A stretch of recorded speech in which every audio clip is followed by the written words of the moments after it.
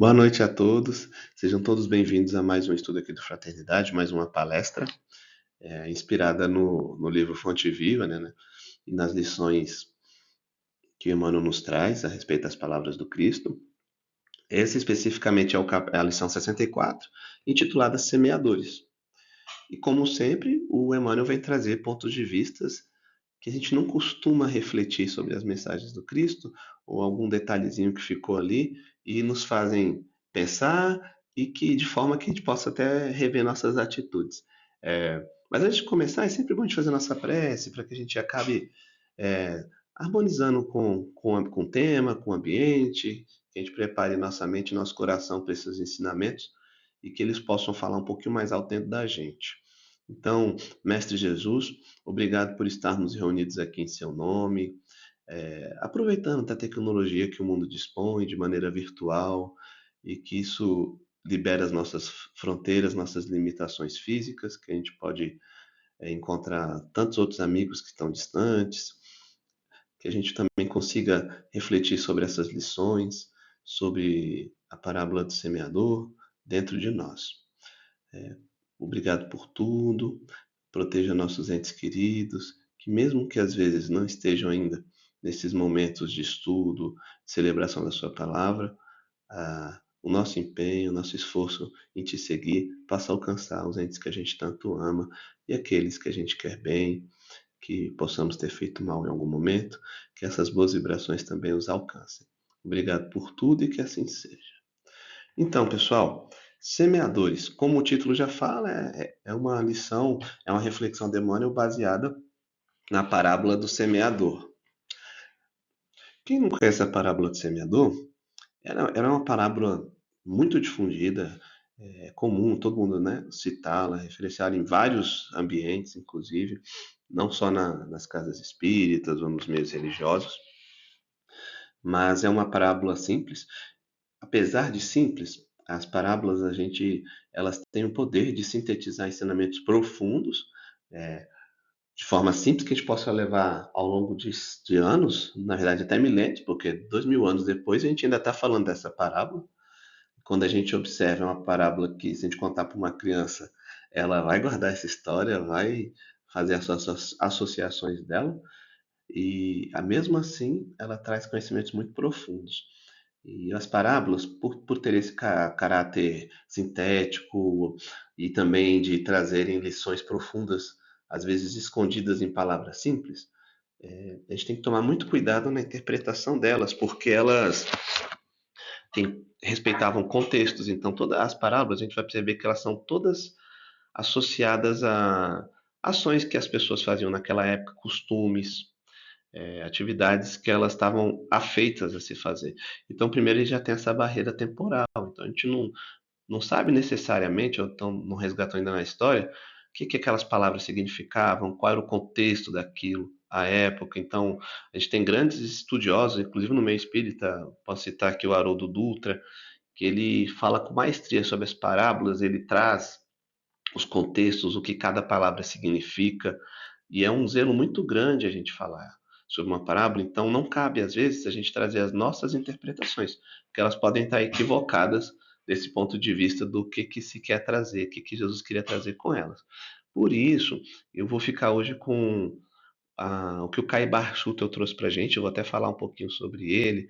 Ele foi um grande semeador aí no movimento espírita brasileiro, e ele tem um livro todo dedicado às parábolas do Cristo, e ele traz as parábolas e as comenta, baseado nos estudos, o que elas queriam dizer, como é que o Espiritismo, o que elas contribuem com, o que os conhecimentos espíritas contribuem com elas, na verdade, né? Porque essas parábolas elas ficaram veladas por muitos anos, até porque naquela época Jesus não podia dizer tudo. E algumas verdades espirituais, o povo ali não estava pronto para entendê-las. E se ele falasse aquela época, com certeza essa mensagem iria se perder. Então as parábolas traziam esse aspecto, e tão logo a gente tivesse essas chaves de interpretação, elas iam iluminar muito mais a humanidade, foi o que aconteceu. Então, por meio do Espiritismo, o Espiritismo também veio contribuir com algumas interpretações dessas parábolas. É. A parábola do semeador, na prática, o Caiba Schutter fala que ela é a parábola das parábolas. Por quê? Porque ela é de forma sintética, é uma parábola simples, mas ela consegue falar sobre todos os tipos de almas na seara terrestre. Então, todo mundo vai estar representado aqui nessa parábola. Todos os tipos de seres estarão aqui.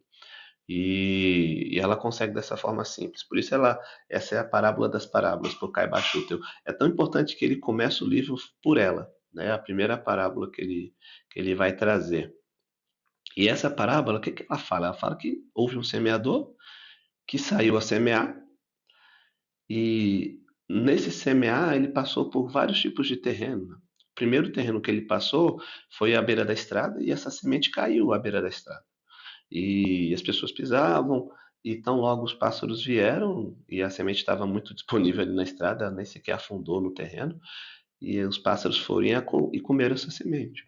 Depois ele passa pelo terreno pedregoso, e a semente caiu lá, então naquela fina camada que havia sobre as rochas de terra, a semente cresce até rápido, mas vem o sol e mata essas plantinhas que nasceram, porque elas não tinham raízes profundas para se nutrirem.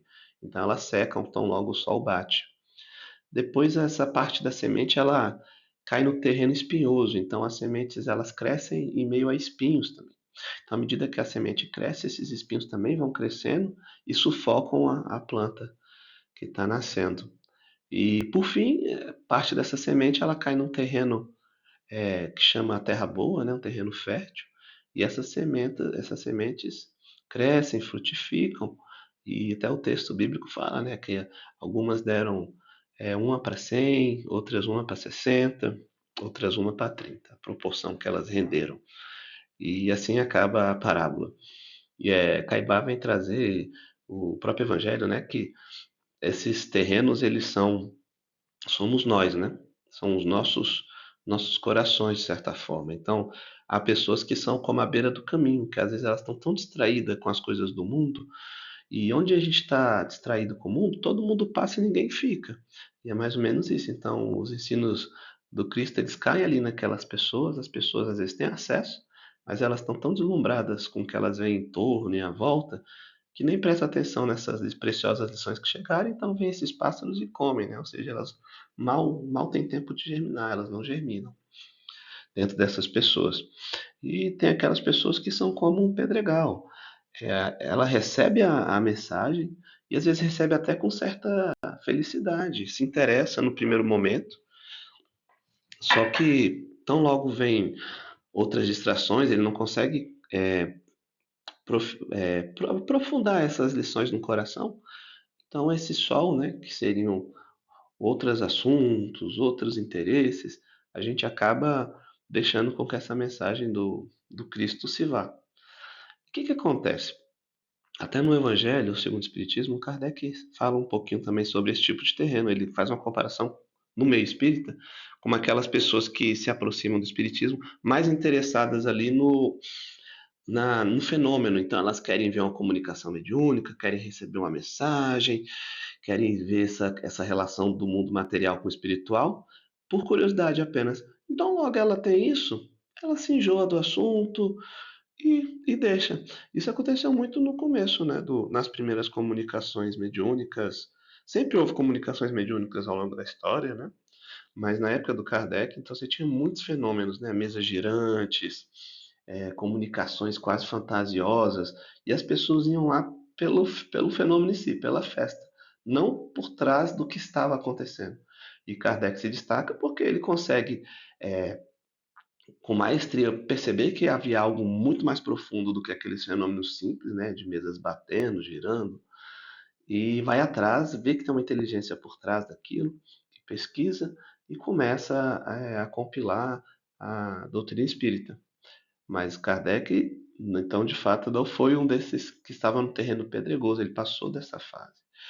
E voltando à parábola, assim, tem um outro tipo de almas que são do tipo do terreno espinhoso, que a gente, e me parece que muitos de nós estamos nessa fase, né? A gente tem acesso à mensagem, a gente dedica tempo a essa mensagem, a gente estuda, só que às vezes a gente deixa esse aspecto espiritual, esse crescimento espiritual, competir com as necessidades materiais à nossa volta, seja uma necessidade financeira, profissional. A gente acaba deixando que o mundo à nossa volta tenha mais espaço do que o crescimento espiritual. E aí, naturalmente, a gente passa a dedicar mais tempo para isso e deixa de lado essas lições que a gente recebeu até no primeiro momento com alegria, recebeu com certa dedicação, mas vai deixando essa mensagem passar. E por fim, a terra boa são aqueles que, além de receberem a semente com graça, né, com alegria, se empenham em estudá-la, em conhecer e ainda dão um passo além. Elas frutificam. Ou seja, a gente consegue, essas pessoas conseguem ainda seguir em frente, propagando o bem e plantando novas sementes, né? Produzindo novas sementes.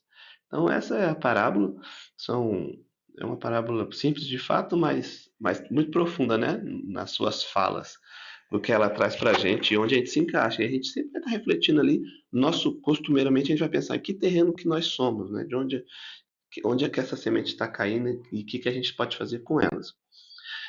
Antes de seguir à frente e trazer um pouquinho das lições do Emmanuel sobre os semeadores, né, que é o ponto de vista que ele quer trazer, vou falar um pouquinho do Caibar, né, que eu comentei no começo. E para mim, ele é um dos exemplos também de semeador. Então, serviu de suporte para esse estudo de hoje, né? Eu baseei a palestra nos ensinos dele, mas faço questão hoje de ressaltar quem foi Caibar. Então, Caibar ele foi conhecido como o bandeirante do Espiritismo, porque de fato, por meio dele, ele foi muito ativo na parte de divulgação do espiritismo. Então ele criou jornal, periódico, criou revista espírita, Internacional do Espiritismo. O jornal que ele criou foi o Clarim. Eu até vou até contar um pouquinho por que ele criou isso, porque a história do Caibá é bem interessante, porque ele era católico, mas ele perdeu os pais muito cedo, né? Perdeu primeiro o pai, depois a mãe e o irmão. Acabou sendo criado pelo tio no Rio de Janeiro, e ele sempre foi um católico devoto, ativo, né? E acabou, depois de um tempo, já mais na fase adulta, ele começa a ter muitos sonhos com os pais dele, com a mãe e o pai, e são sonhos complexos, conversações interessantíssimas, e quando ele vai buscar mais orientação com o padre que ele conhece, a igreja, essas comunicações, então, não são tão validadas.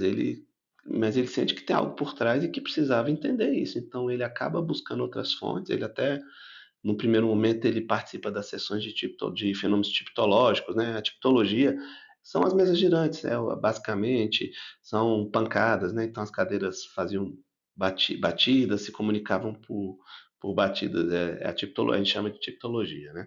E o Caibá, assim como Kardec, ele participando dessas sessões, ele percebe que tem algo muito mais profundo por trás disso, que não é só um fenômeno interessante que você tem que vai ali e acabou. Então ele começa a buscar mais e naturalmente quando a gente busca mais o nosso ambiente parece que se abre e traz outros colegas que estão interessados, então outros amigos falaram com ele, de tal modo que ele chegou a ter contato com a revista Espírita lá, né, do Kardec, e fica encantado. Então ele lê aquele volume da Revista Espírita, fica encantado e depois já busca os livros da codificação. E ele lê os 5 livros, basicamente um mês que se fala. Então lê o Livro dos Espíritos, Livro dos Médios, Evangelho segundo o Espiritismo, Céu, Inferno e a Gênese. Ele lê praticamente num mês, devora aquilo ali, fica encantado e de fato se faz espírita e busca não só entender, mas também divulgar. E, por exemplo, o Clarim mesmo era um periódico que ele criou, um jornal espírita, e até porque as pessoas entendessem por que ele se tornou espírita, porque ele era muito atuante na cidade que ele morava, em Matão, né, interior de São Paulo, atuante a ponto de trabalhar na política, ele era farmacêutico, ele aprendeu farmácia na prática, então ele foi trabalhando já nas farmácias e foi adquirindo esse conhecimento prático. E tanto que a farmácia dele fornecia é, medicamento para os pobres. Ele era conhecido na cidade como o pai dos pobres de Matão, sempre acessível, pronto a ajudar. E além disso, ele, por ter talvez tido essa facilidade com o espiritismo para explicar por que ele passava essas comunicações nos sonhos com os pais, ele acabou sendo um grande divulgador para explicar para aquela comunidade até porque que ele, né, havia deixado uma determinada religião e passou a seguir outra. E o Clarim ele tem essa característica, era uma linguagem mais fácil, mais simples, para o espírita iniciante ali, né, para quem estava buscando. E 20 anos depois, ali, mais ou menos em 1925, ele, com a ajuda de outros amigos também, passa a trabalhar com a Revista Internacional do Espiritismo. Então, ele escreveu essa revista porque o Caibar ele acabou recebendo, trocando, trocando cartas, conversando com outros expoentes do movimento espírita mundial, né? Então, tem relatos que ele falava com Camille Flammarion, o Arthur Conan Doyle. O Arthur Conan Doyle, normalmente as pessoas vão conhecer ele mais por conta do Sherlock Holmes, né? Mas ele também foi um dos grandes divulgadores do espiritismo lá fora e escrevia muito sobre espiritismo, fenômenos espíritas. E o Flammarion, o Flammarion também falava com ele, mas o Schutel tinha esse acesso e tinha muito acesso a textos internacionais sobre isso. Tanto que ele traduzia normalmente do francês e do espanhol, se não me engano, e só que eram textos mais difíceis, então ele não percebia que não dava para colocar isso no Clarim, que era um periódico de acesso ali ao espiritismo.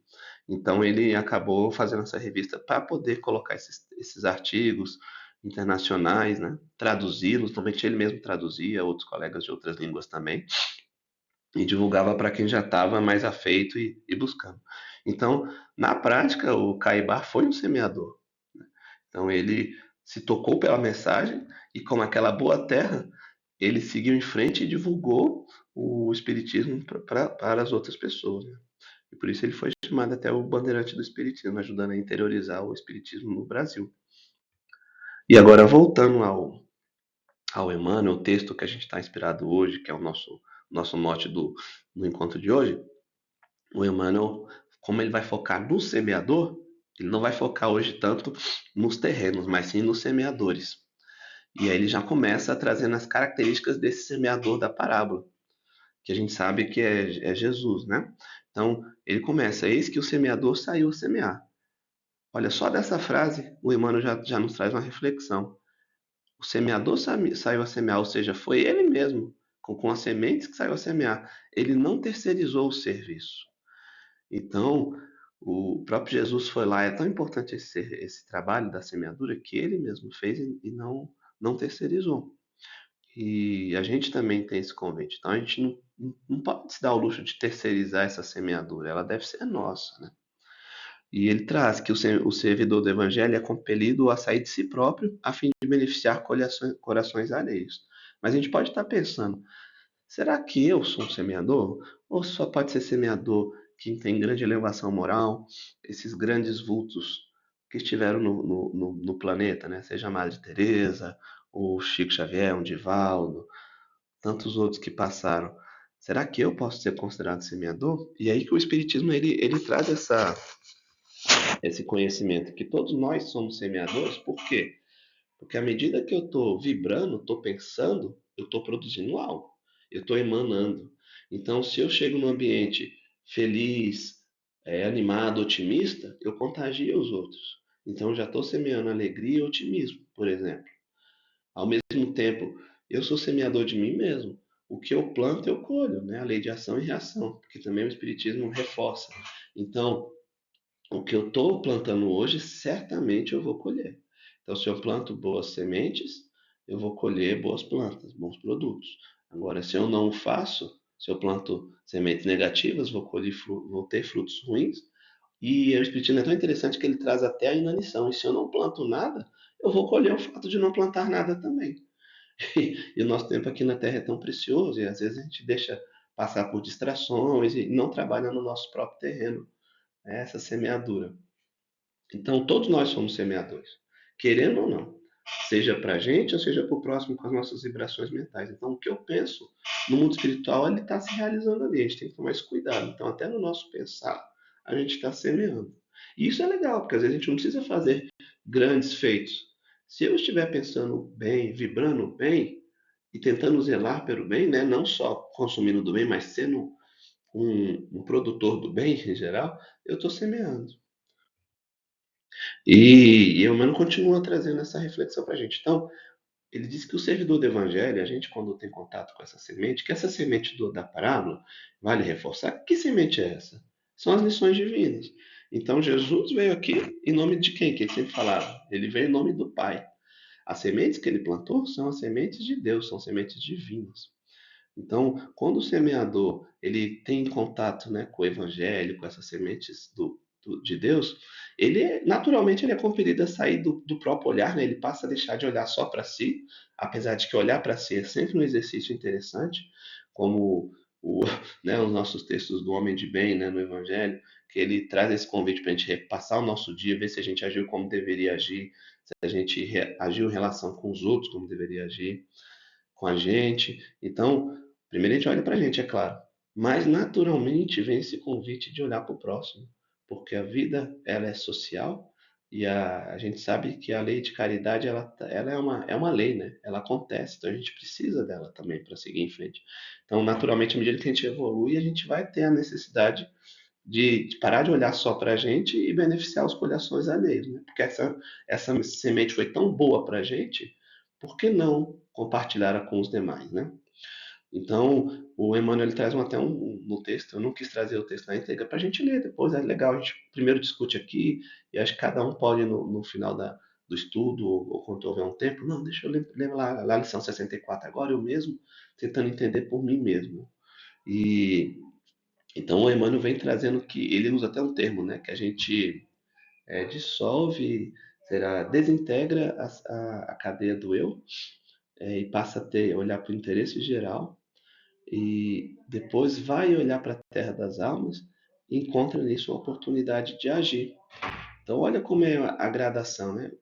Primeiro eu desintegro a cadeia do eu, saio dessa prisão que é só a mim, só a egocêntrica e começo a olhar, perceber que existem outros à minha volta e que há um interesse geral. E vendo esses outros à nossa volta, eu vejo a terra das almas. O que são essas terras das almas? São os diversos terrenos que a parábola do semeador traz. Então, a gente vai ter irmãos que vão precisar da semente divina, mas eles ainda estão naquele estágio do caminho. Tem outros que já são do terreno pedregoso, outros que são do espinheiro, e outros que já são aquela terra fértil. Então, essa terra das almas se tratam desses solos, né, que a gente pode trabalhar. E por fim, a gente observa que tantas pessoas à nossa volta, tantos solos diferentes, são uma oportunidade de agir. E nessa parte, aqui eu fiz questão de trazer o texto na íntegra, que Emmanuel nos traz que foi nesse roteiro que o Divino Semeador pautou o Ministério da Luz, iniciando a celeste missão do auxílio entre humildes tratadores de animais e continuando através dos amigos de Nazaré e dos doutores de Jerusalém, dos fariseus palavrosos e dos pescadores simples, dos justos e dos injustos, ricos e pobres, doentes do corpo e da alma, velhos e jovens, mulheres e crianças. Ou seja, Jesus semeou outros semeadores também. Ele não fez é, distinção, porque é interessante. Uma das estratégias que as parábolas usam também, a gente vai perceber, elas normalmente elas trazem alguma contradição, algum paradoxo. Por exemplo, a parábola do semeador, qual seria o primeiro paradoxo que a gente vai encontrar? Qual semeador, se a gente está falando do melhor semeador que foi Cristo, e se a gente fizer uma comparação com o semeador, qual semeador que vai desperdiçar a semente em terra ruim? Vai deixar cair no caminho, vai deixar cair em terreno pedregoso, vai plantar em terreno espinhento. Não, não faz sentido. Mas essa já é o primeiro paradoxo que nos faz pensar. A semente de Deus, ela é para todos. Por isso que ela caiu em todos os terrenos. Se fosse cair só em quem está pronto, Deus teria os seus escolhidos. Concordam? E não é isso. Então a semente divina, ela vai ser servida para todos em igual proporção. Todo mundo vai ter acesso aos ensinamentos. Todo mundo. Agora, o que a gente faz com ela é diferente. Pode ser que nenhum de nós dê frutos no primeiro momento. E ainda dentro daqueles, né? É interessante que dentro daqueles da terra boa, não sei se vocês vão lembrar, Mas tem aquela fala, né, que uma por 100, uma por 60 e uma por 30. Então, mesmo nessas terras, a gente vai recebendo a mesma quantidade, as mesmas lições, alguns vão produzir mais, outros vão produzir menos. E está tudo bem, porque a gente tem nosso estágio evolutivo. Mas o fato é que Jesus não fez distinção, né? Ele plantou para todos, ele tentou acessar o coração de todos. E, de fato, fica o convite do Emmanuel a aprender a sair a semear, né? Que a gente possa aprender a sair a semear. E como é que a gente vai semear? Primeiro, sem terceirizar. Se nem o Cristo terceirizou, ele podia ter mandado diversos emissários que viriam com o maior prazer no lugar dele. Mas esse governador planetário que é Jesus, ele fez questão de estar aqui conosco, presenciar nossas dificuldades, né? Beber das nossas mesmas dificuldades e mostrar por meio do exemplo a semeadura de Deus. Então, primeira lição, sem terceirizar. A gente não terceiriza a semeadura, não cabe a gente fazê-la, né? A partir do momento que a gente se passa a olhar para o outro, então cabe a gente também trabalhar para o outro, não terceirizar. E a gente tem que ser focado no plantio da semente, sem definir o produto final. Lembrando, a semente é de Deus, só nos cabe plantá-la. Como ela vai florescer, do jeitinho que vai ser, cada um vai falar. Pode ser que ali em um, aparentemente, ele cresça tortuoso, no outro seja frondoso, mas o importante é que a semente seja plantada. Então não nos cabe definir o produto. Até porque se a gente quiser interferir dessa forma, a gente já está se apropriando de uma atribuição divina, que não é nossa. E também cabe a gente oferecer essa semente em todos os solos, sem rotular ou selecionar. Não, não. Eu só vou fazer esse trabalho aqui para essas pessoas, porque essas aqui não têm condição de entender, essas aqui são muito endurecidas. Não cabe a gente fazer isso. Nem o Cristo fez. Então, né, liberou essas sementes em todos os terrenos. E a gente tem que ter a certeza de que a semente é boa. Se essa semente é de Deus, e Deus é bom e justo, não tem como dar ruim. Não tem como dar uma planta um fruto ruim. É questão de tempo.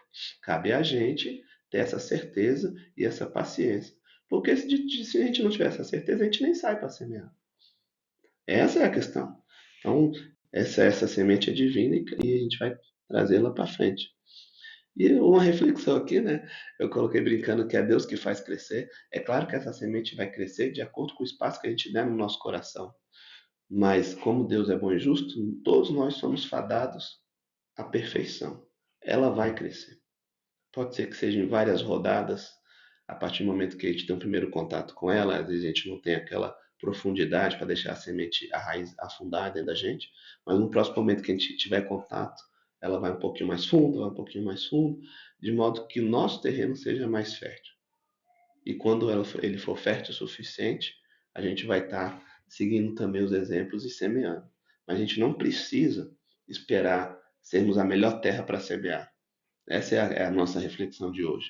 Todos somos semeadores, a gente já percebeu isso, né? O Espiritismo traz muito claro isso para a gente. Essa semente é divina e só cabe a gente plantá-la, né? Então é isso a nossa reflexão, que a gente possa plantar essa semente num pedido de perdão quando a gente agir errado.